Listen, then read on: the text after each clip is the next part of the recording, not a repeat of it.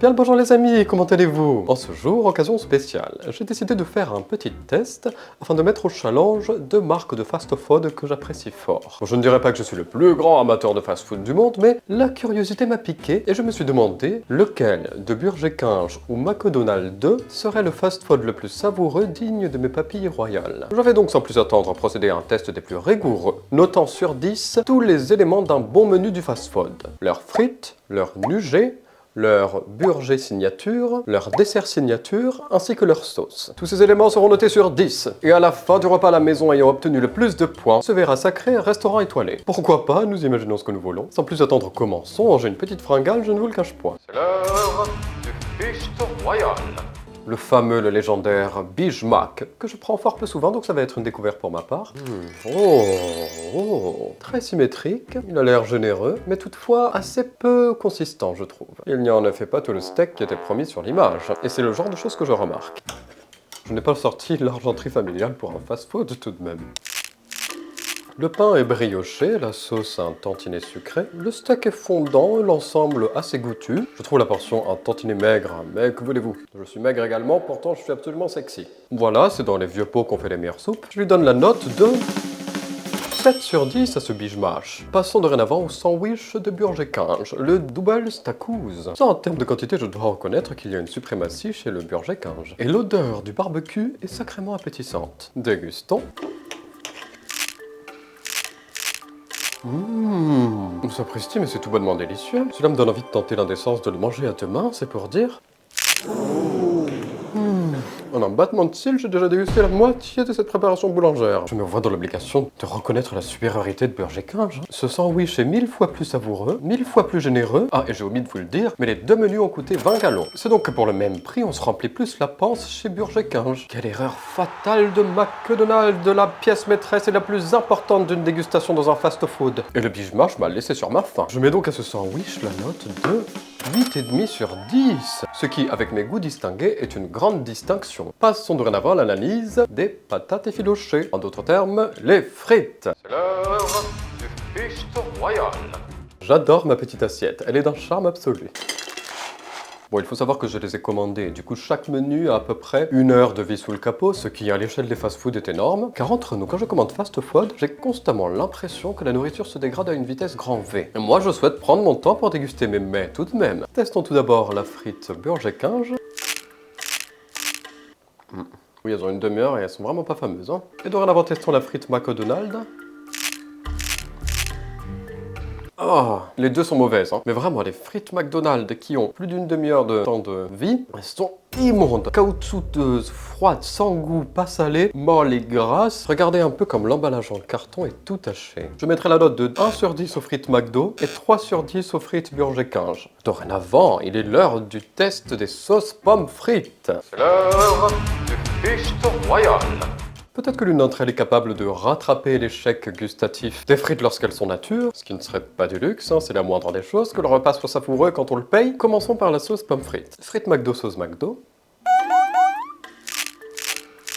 Elle a vraiment un grand pouvoir, cette sauce pomme frite McDo. Elle est un tantinet sucré, elle rattrape bien la fadeur mortelle de ses frites. Et passons dorénavant à la mixture Burger King.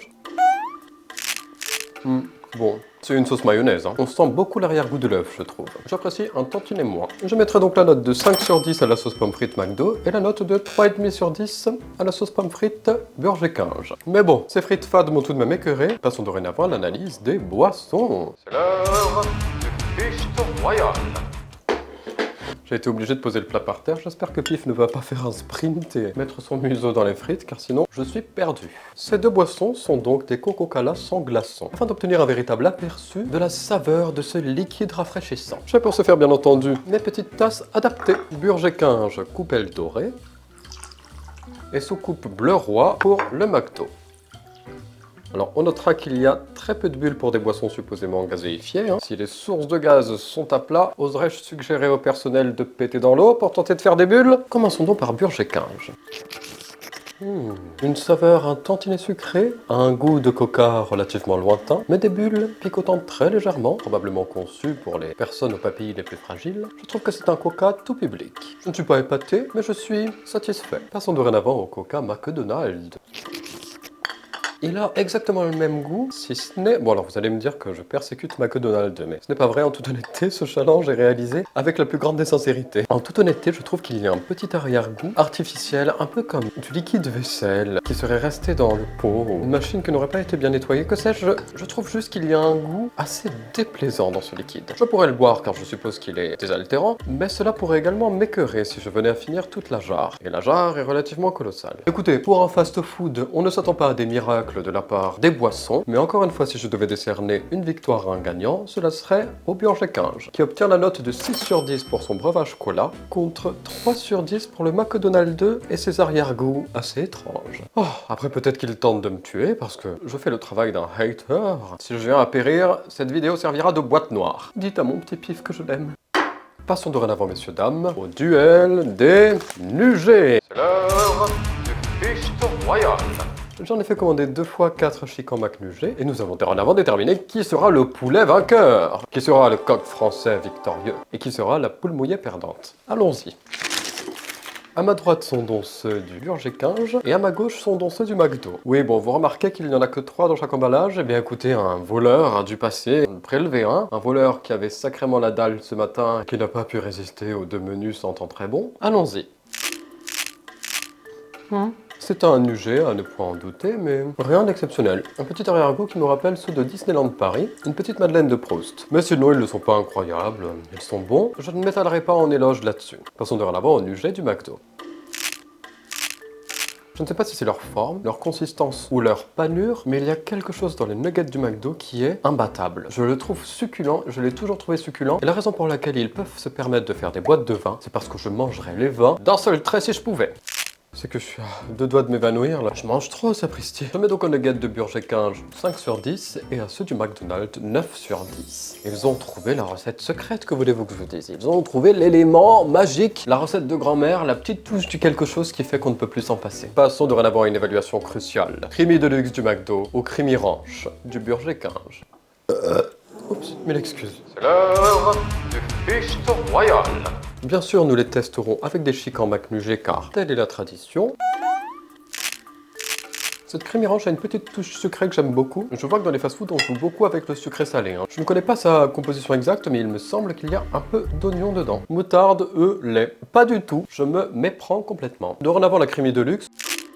Je pense, étonnamment, que j'ai préféré la Creamy Ranch. Elle avait un côté plus familier, je ne saurais dire pourquoi. Pif, qu'est-ce que tu fais? Mille excuses, une petite entracte s'impose. Une fois alerte, il était sage. Pour une fois, je confère donc à la Creamy Deluxe immortelle et, ma foi, très savoureuse, la note de 6 sur 10. Et quant à la Creamy Ranch, je dois m'avouer quelque peu séduit aujourd'hui. Je lui donne donc la note de 7 sur 10. Faites toutefois attention, les sauces sont les choses les plus mauvaises pour la santé, mais on ne mange pas un fast-food pour rappeler que ce n'est pas aussi bénéfique pour le corps humain qu'une bonne pomme ou une bonne banane. Il est désormais l'heure du combat tant attendu. Par vous, je ne sais pas, mais par moi, oui, car j'ai la dalle. Le légendaire McFlurry Kit Kat Balls au chocolat contre le King Fusion parsemé d'un tantinet de cacahuètes au Nutella. C'est l'heure du Fichte Royal.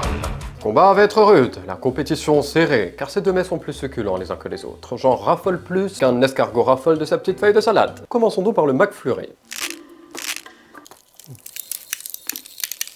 Oh.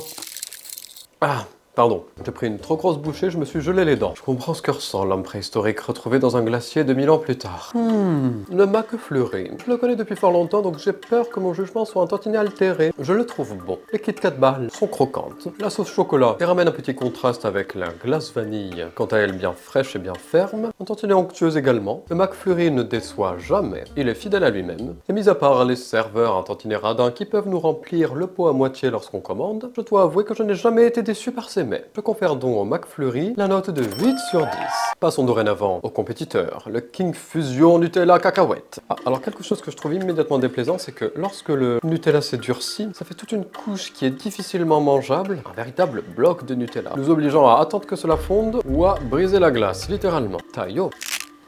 C'est sincèrement appétissant. On sent fortement la touche noisette du Nutella qui répand sa saveur dans toute la glace. Donc c'est assez intéressant. Mais le côté trop solide du Nutella sur la glace fait que le nom n'est pas adapté. C'est pas une King Fusion, c'est un King Solidification. Je pense qu'au-delà d'un problème de goût, il y a un problème de matière. Car personnellement, je ne viens pas au Burger King avec ma pioche. Je confère donc au King Fusion la note généreuse de 5,5 sur 10. Avec la mention « peut mieux faire ». Nous y voici, très cher, peu cher et moyennement cher. Le moment de la délibération a sonné. Laquelle des deux enseignes mérite mon couronnement, ma certification, ma validation? C'est sans nul doute Burger King. Absolument pas. Tu te gourres complètement, mon vieux. Bonjour, je suis Monsieur Poff. Plus tard dans l'axe spatio-temporel, je suis au moment du montage et je réalise l'énormité que je viens de dire. Burger King cumulant 38 points et demi et McDonald's 39 points. La victoire revient donc à McDonald's. La prochaine fois, il serait très adapté de procéder à des calculs afin de s'assurer de ne pas proférer une énormité pareille.